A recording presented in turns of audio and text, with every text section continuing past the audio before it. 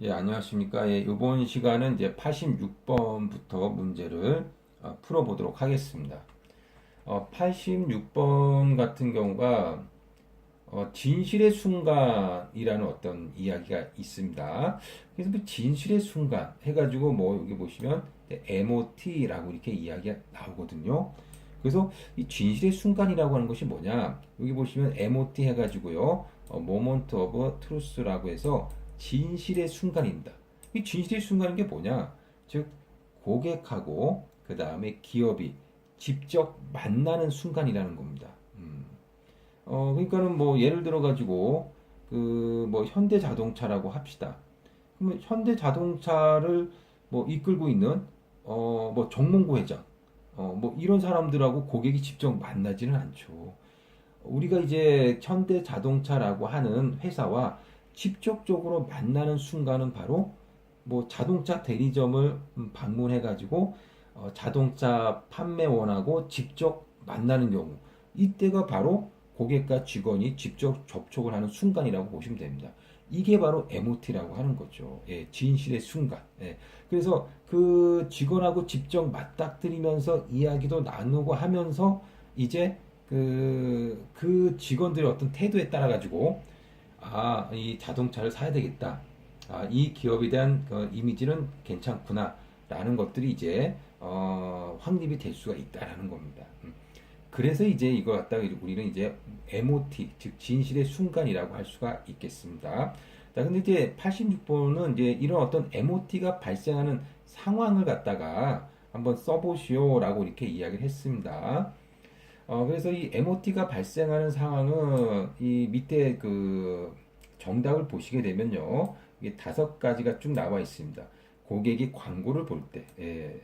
그 다음에 점포의 건물을 볼 때, 그 다음에 우편으로 무언가를 받을 때, 홈페이지를 방문할 때, 그 다음에 기업의 주차장에 주차를 할 때, 그때 만약에 뭐 내가 그 현대자동차 대리점을 방문하기 위해서 주차를 하러 갔는데 주차를 관리하는 사람이 나보고 막 뭐라 뭐라 한다.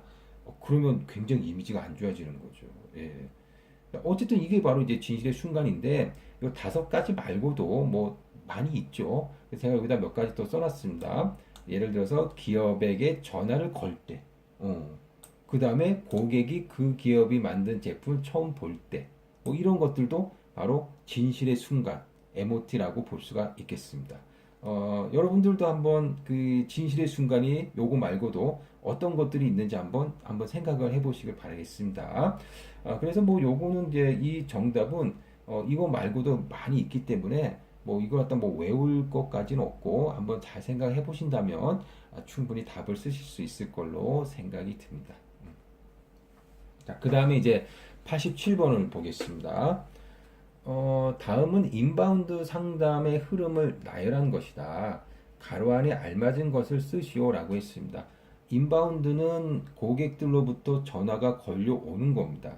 자, 그러면 고객들로부터 전화가 걸려오기 전에 일단 먼저 준비를 해야 되겠죠. 예. 근데 전화가 걸려왔다.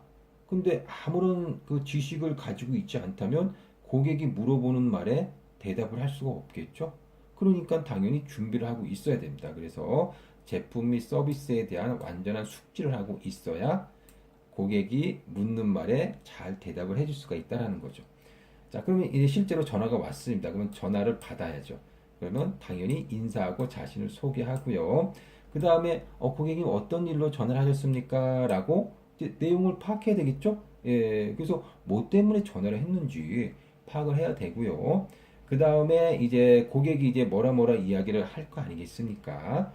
그러면 고객이 원하는 것이 무엇인지를 갖다가 잘 파악했으면 그거에 대해서 이제 잘 응답을 해줘야 됩니다. 고객이 뭐 예를 들어 가지고 제품의 어떤 사용을 갖다가 잘 못하고 있다라고 한다면 사용 설명을 잘 해주면 되는 거고 뭐 제품을 사용하다가 문제가 생겼다 그러면 그거에 대해서 뭔가 이제 잘 해결을 책을 제시해 준다든가 아니면은 이제 반론을 제시해 준다든가 고객님 그거는 제품에 대한 어떤 문제가 아니라 고객님 요거 사용하실 때 좀 잘못 사용하신 것 같습니다. 이렇게 사용하시면 됩니다라고 이렇게 뭐잘 이제 이야기를 해주면 된다라는 겁니다. 그래서 정보 제공 및 문제를 해결해 주고 그렇게 하고 난 다음에 고객님 그러면 뭐 이렇게 말씀드렸고 이렇게 앞으로 하시면 되겠습니다. 뭐 이렇게 고객의 동의를 갖다가 구한 다음에 그 다음에 추가적으로 뭐 물어보실 말씀은 없으십니까? 라고 이렇게 한 다음에 그 다음에 이제 뭐 없다면 이제 전화를 끝나면 되겠죠. 그래서 첫 인사 및 자기소개를 하고 난 다음에는 그 다음에 어떻게 되느냐?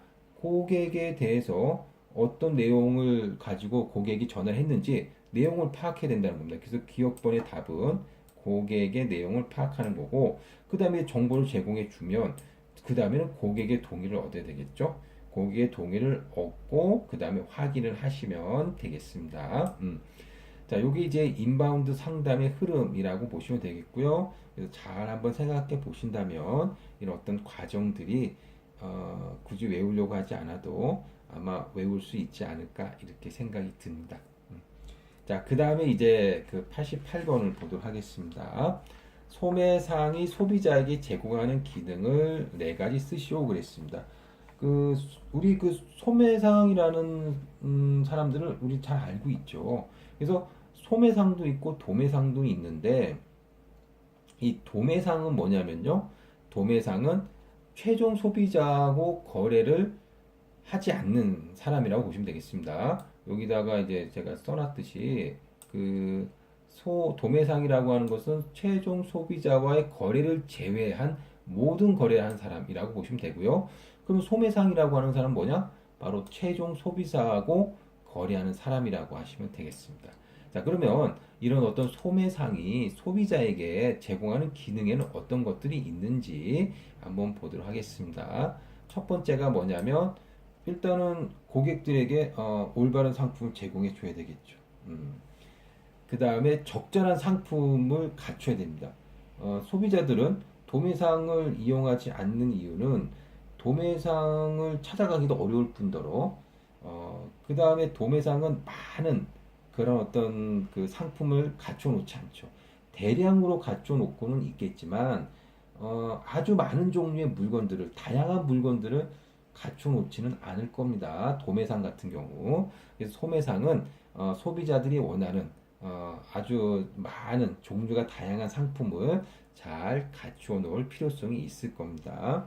그 다음에 소매상은 또 재고를 유지할 필요가 있습니다. 그러니까 소비자들이 언제든지 와가지고 그 물건을 사가지고 갈 수 있게끔 적절한 재고를 유지해야 되고요. 근데 네 번째가 소비자들이 원하는 어떤 상품들을 갖다가 잘 이제 어떤 정보들을 제공해 줄 수 있는 그런 역할들을 해야 되겠죠.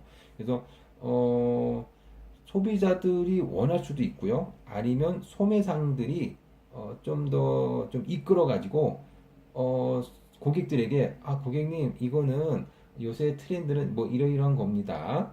요새 요런 제품이 많이 나왔습니다. 요거 한번 사용해 보시라고 하는 것처럼 상품 정보, 유행 정보, 생활 정보를 제공해 줄 역할을 해야 된다라는 겁니다. 그 다음에 당연히 쇼핑 장소를 제공해 주죠. 예. 백화점, 할인점, 이거 다 소매상들이잖아요. 편의점, 예. 그래서 요런 소매상들은 쇼핑 장소, 즉 물건을 살 수 있는 장소를 제공해 줘야 되고요. 그 다음에 뭐 쇼핑의 즐거움도 제공해 줘야 된다라고 이렇게 이야기를 하고 있습니다.